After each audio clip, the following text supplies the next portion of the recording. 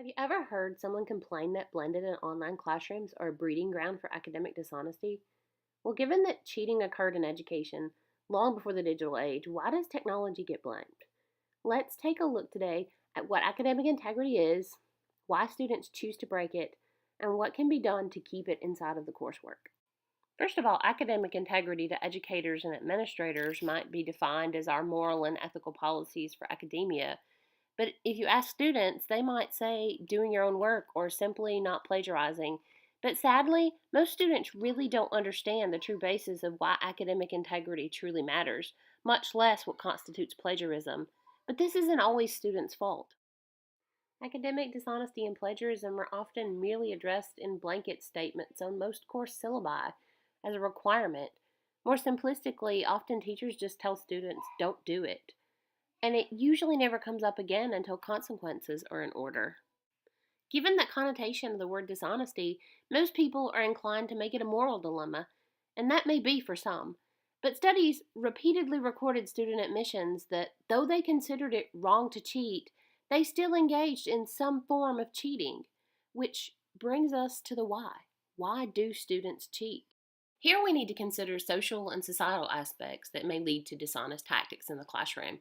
Is the course performance driven? Are GPAs and scholarships on the line? What are other students saying and doing? The push to perform has students thinking that they just might take their chances at academic dishonesty. Stressors to perform come from differing directions.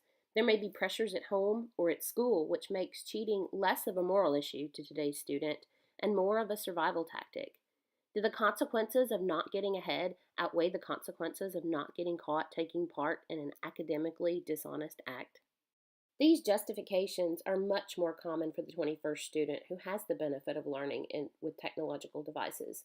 Other reasons given for cheating included a lack of engagement or a lack of interaction with the material or instructor. Worst of all, students were far more likely to be digitally dishonest when they felt the instructor was incompetent using technology. When this happens, the blame game is sure to follow. Teachers often fault students, deeming them lazy and dishonest. But instead of getting caught up in an argument where no one wins, we need to seriously reflect on how the instruction may be a contributing factor. The advent of blended and online classes has further complicated this issue in education. These forms of course delivery can be confusing and sometimes worry instructors over the pervasiveness of digital dishonesty. And though statistically some students will cheat, educators need to refocus their attention to maximizing the quality of instruction to avert this likelihood. Often, the daily exposure of technologies causes instructors to assume students are more adept at web-based learning than they are. This internet immersion doesn't always transfer successfully to the blended and online classroom. These differences in learning environments may actually cause student anxiety, apprehension, and disengagement, which can then lead to cases of academic dishonesty.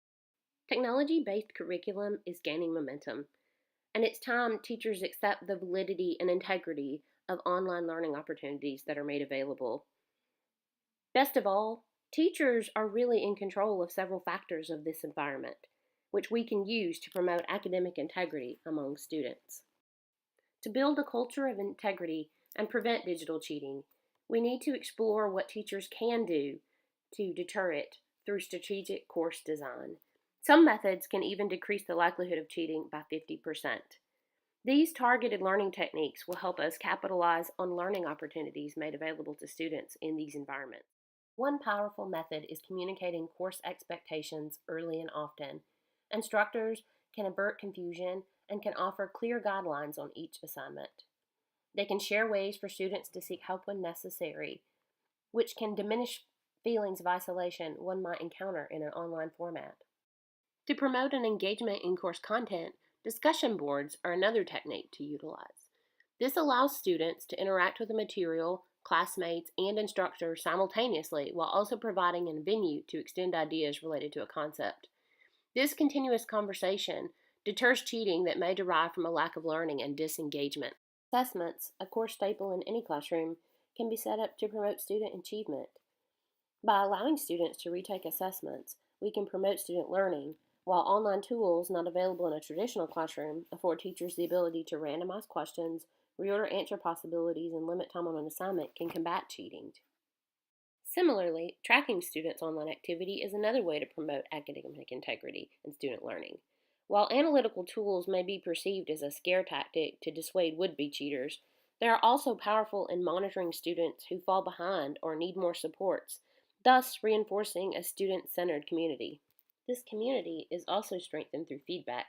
Asking students to give and receive feedback sustains engagement in learning, and instructor feedback promotes a collaborative and supportive communication. Though feedback is not a new tool, online tools such as video and chat features can humanize an online course and make feedback much more engaging and visible. The repeated practice of the aforementioned strategies create a platform for student success and a boost in self-regulating skills. In fact, repetition supports success as each repeated activity becomes a habit. And when habits positively impact student motivation and engagement, we build a culture of integrity focused on the skills learned, not the grades. And while the potential to cheat is ever present in any classroom, just remember that thoughtful and consistent planning of student centered learning experiences by an involved instructor is the most powerful way to integrate integrity and to deter cheating in an online and blended format. In conclusion, just remember there are many components to integrating a culture of academic integrity among students. Fortunately, for instructors, we are still in position to drive the curriculum, whether it's blended or online. We simply need to design our courses to maximize student learning through the quality of purposeful planning and instruction. Thanks.